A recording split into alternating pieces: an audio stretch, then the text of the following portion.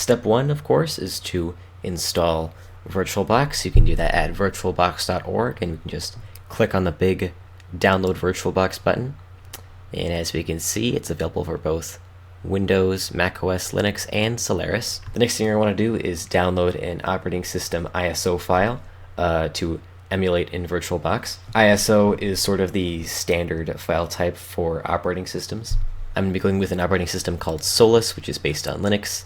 See here, we're on the Solus website. We're just going to download that, and we're going to go with Solus Budgie, and we'll choose the closest mirror to us, and just save that file.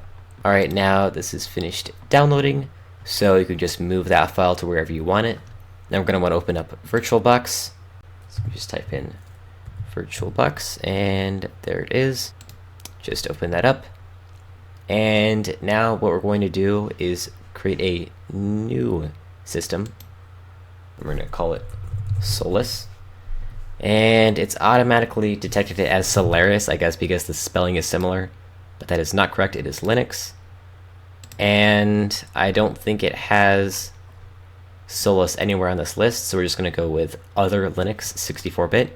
Also, in case you're wondering, nothing in this panel really matters.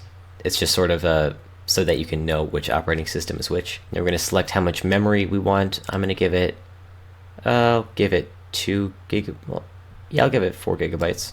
I'd say probably don't give it more than like half as much RAM as you have. We're going to move on to next. And we're going to create a virtual hard disk, which is where everything in the virtual machine will be stored. Create.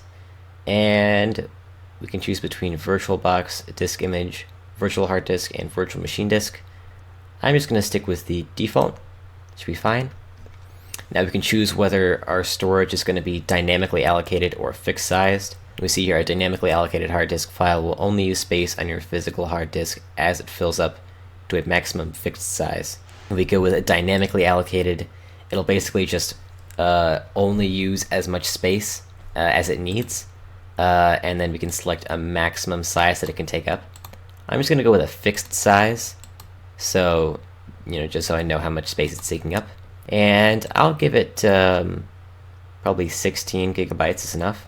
So we can just click create, and there we go, we have Solus. Then we can just click on settings, and we're going to change a few things. If we go to display, I'm just going to bump this up to 128 megabytes, which is the most it allows us to give to the system. I have a dedicated graphics card, so I can do this, but if you don't, you might not want to do this. Depends on how much video memory you have. I'm also going to enable 3D acceleration because I think that'll make things run a little smoother as well. Now we go to storage. This is the important part right here. So see this little icon here, the little disk icon. This is where you're going to put your ISO file. So we're just going to click on this little disk right here. We're going to choose a disk file. I have a dedicated folder for operating systems, which is where I moved the Solus ISO to, so we're just going to double click on that. And there we go. Now we can just click OK, and we should be able to start up our virtual machine, and everything should run okay. And there we go, we've got the little Solus sailboat icon. Just put that in full screen.